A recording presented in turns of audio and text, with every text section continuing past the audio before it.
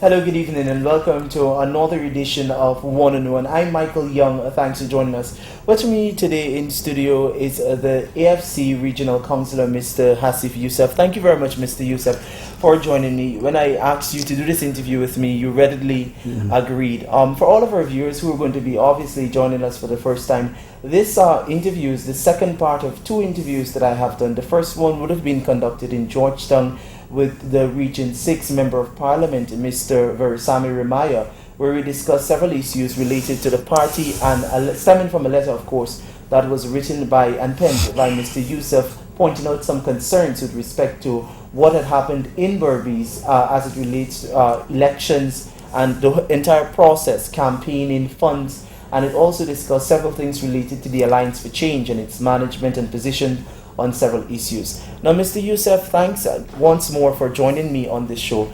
I understand that there is still somewhat of a feud boiling or brewing between you and the AFC MP. First of all, give us the genesis of how this entire problem came about within the Alliance for Change with respect to the campaign funds and some of the issues that you raised in your letter penned to the Ghana Chronicle. Thank you, Michael. And I'm thankful for the opportunity you're giving me. You're welcome. So that the general public, more specifically the members of the Alliance for Change and the supporters, could hear on a personal basis what has transpired.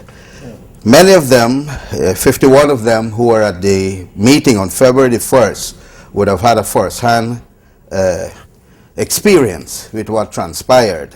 But I want to give an introduction to this so-called feud. I have no feud against Mr. Ramayya. I have a feud against corruption.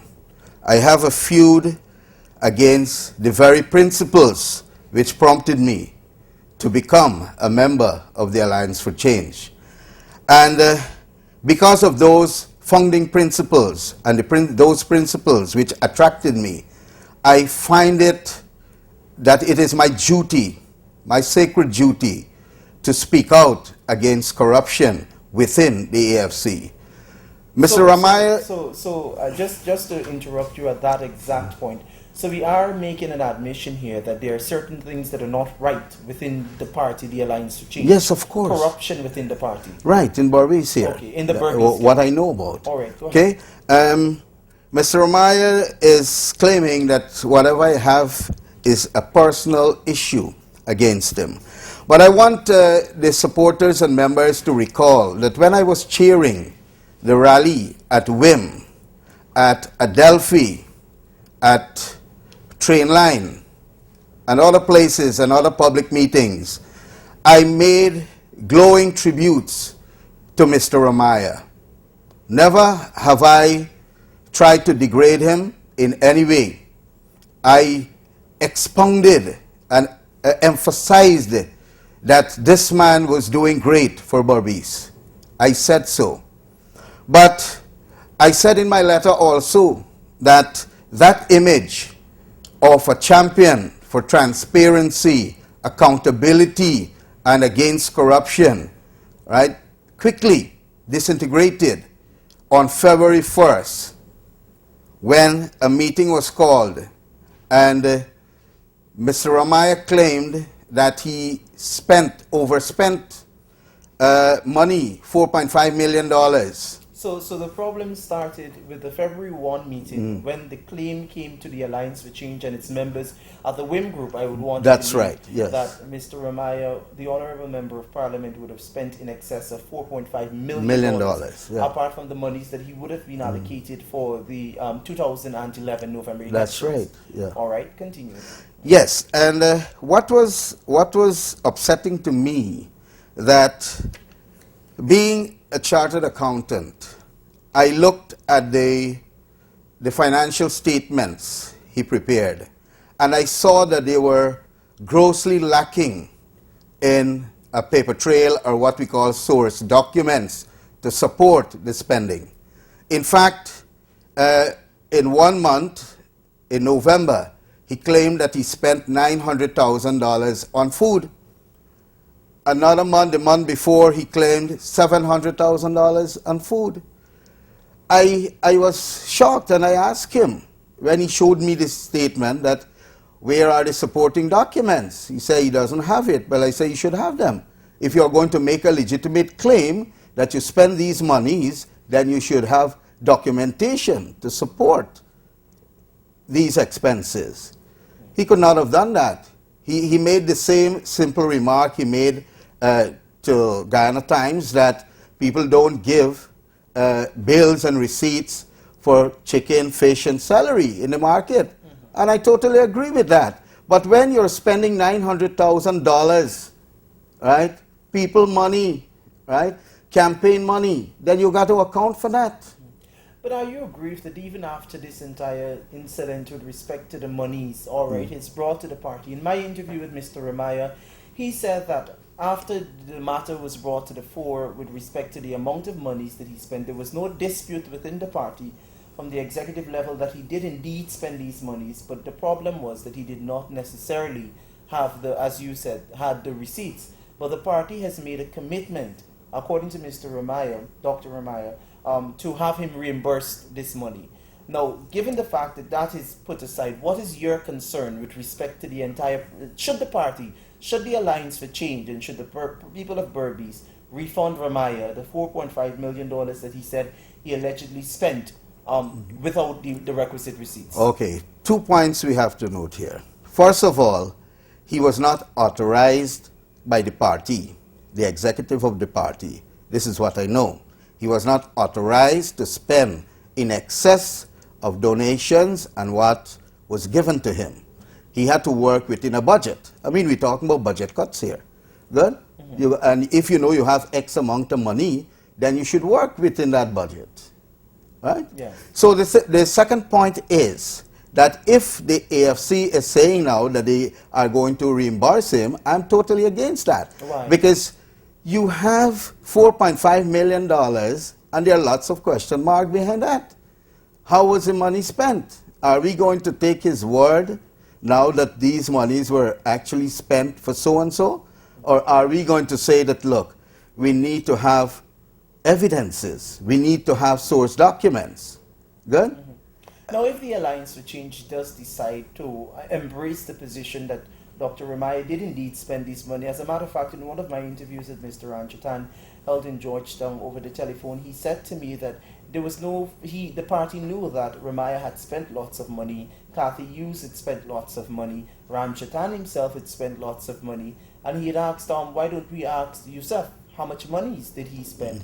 Are you at all upset with respect to that statement coming from the chairman, no less of the person than the chairman of the Alliance? Well, you see, this is where Mr. Ramchatan should have been more circumspect in how he is making his comments. Okay. Because now you're sending a message to the membership that the strength of your membership, a person's membership, is actually based on how much he's contributing to the party.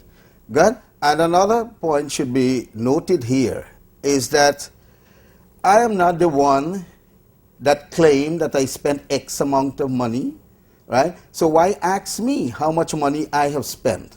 I have not made any claim to date to the Alliance for Change, to my party, that look, I have spent X amount of money. So that question does not arise, right? And Mr. Ramchatan is just ignoring the question. As a legal counsel, he should know better than to do that. You can't avoid a question, you got to address issues. So now, minus the monies, you also raised in your letter to the Ghana Chronicle and in your subsequent follow-up after the interviews I did with Mr. Ramayya, you also said that you were upset that there were rigged elections within the Alliance for Change, or elections that were not properly constituted and so were null and void, but yet still there's a regional management committee set up and functioning for the Alliance for Change in Region 6. Yes. Let me give you a brief thing. I said it in my letter, but for the viewing public, I want to just give you a brief synopsis here. On February the 1st, Mr. Ramayya called a meeting and he summoned some members to go there. I also did the same.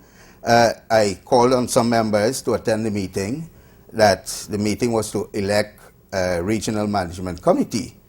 At the meeting, Mr. Ramayya made some introduction whereby he put it out to the membership present that he had spent $4.5 million and he should get this back.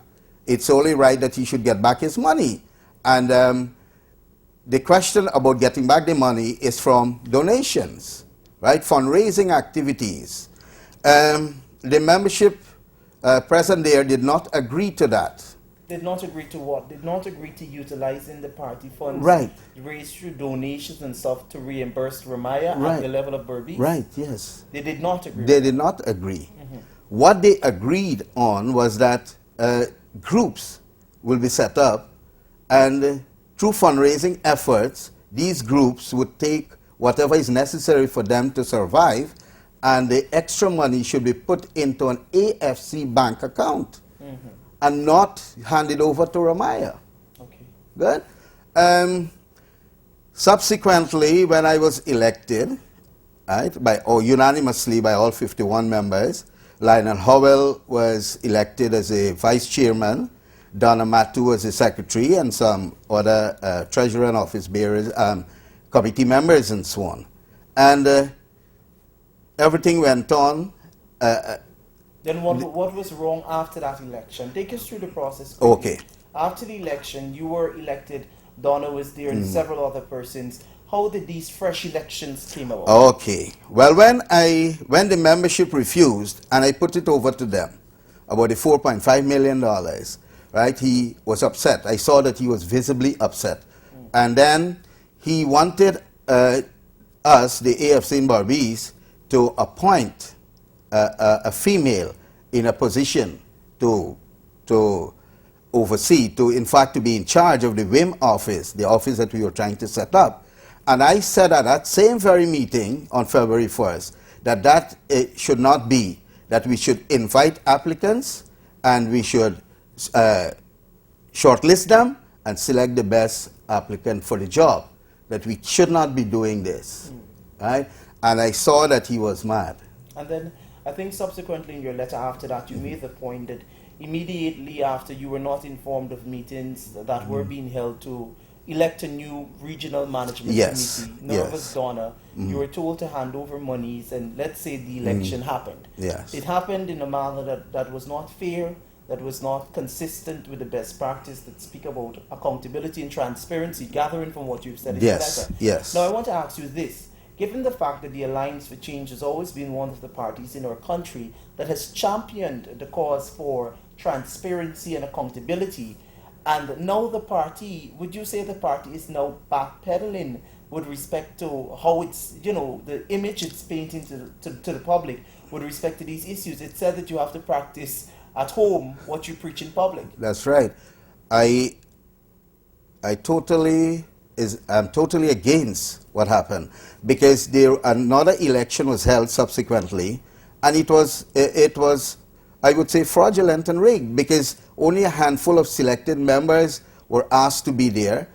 I, as let's say the outgoing chairman, should have been summoned to that meeting. Donna, as the outgoing secretary, let's say the first election was null and void due to some constitutional problems. Now you're holding another election. Why not summon myself and Donna to be at that meeting? Not necessarily that we're going to seek a nomination, but at least in principle we should have been there. But it does not wreak corruption, and does that not say that while persons are criticizing government of the day for the lack of transparency, the lack of accountability, it means that the Alliance for Change, even if we use this Berbice scenario alone, is not practicing high levels of transparency and accountability? Exactly, because that by itself is cronyism, right? And you remember when Donna